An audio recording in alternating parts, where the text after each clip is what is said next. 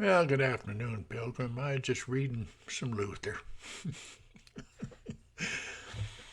Yeah, get old and gray and weak, and all you got to do is read. So I read a lot. This is what Luther had to say about Genesis 6:22. Thus did Noah, according to all that God commanded him. So did he. This is the first passage in which praise for obedience to God is clothed in such a form of words. Later we find it stated repeatedly that Moses and the people did according to all that God commanded them. But Noah received commendation as an example for us. His was not a dead faith, which is no faith at all, but a living and an active faith. He renders obedience to God's commands because he believes both God's promises and his threats, and he carefully carries out what God commanded with reference to the ark. The gathering of the animals and the food, he gets it all done. 120 years or so, I guess.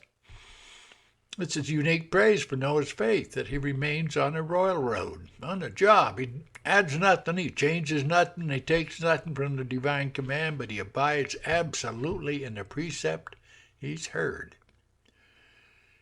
It is the most common and most noxious sin in the church that people either altogether change God's commands or render something else paramount to him. They sin who swerve too much to the left by failing to perform the divine commands. Those who swerve to the right and do more than God has commanded, like Saul when he spared the Amalekites, they sin even more grievously.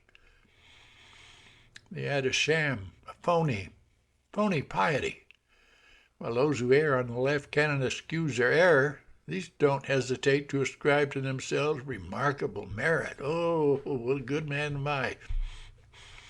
Such error is exceedingly common today.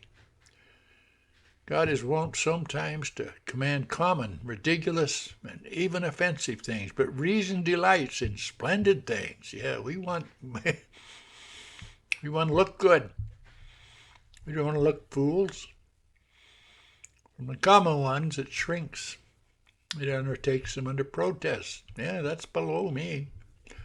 Thus the most shrank from home duties, chose for themselves others apparently of greater glamour.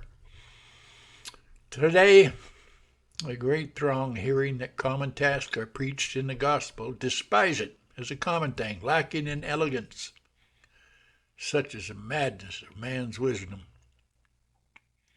Hence Moses rightly commends Noah's obedience when he says that he did everything the Lord had enjoined him to do. That means to give God credit for wisdom and goodness. Noah kept his eye on the majesty of him who gave the command.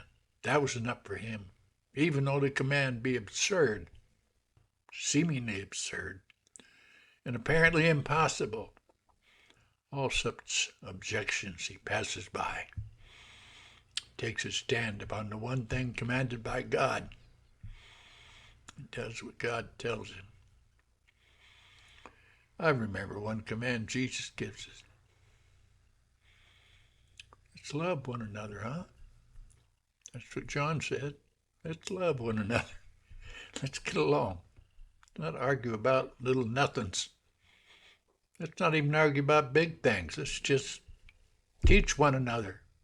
Let's learn from one another. Well, God bless, Pilgrim. Have a great day.